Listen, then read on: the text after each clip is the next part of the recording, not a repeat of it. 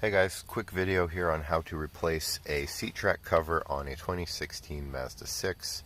All you need is an E-Torx socket number 12.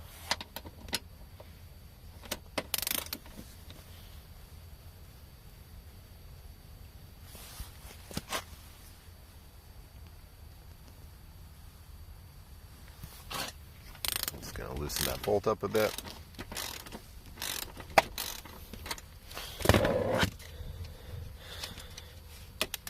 You do not need to remove it all the way.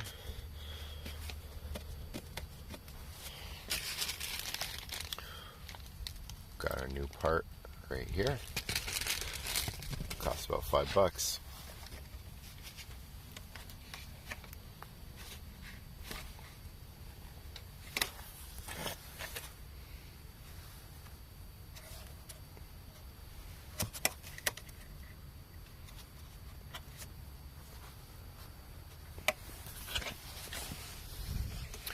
You've got to get the lock tabs past the seat track.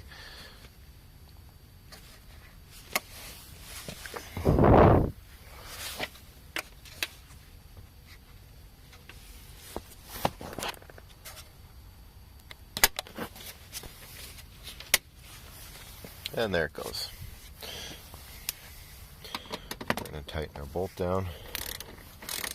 They do not have the torque spec for this, but I'm sure whatever I'm going to do is plenty fine.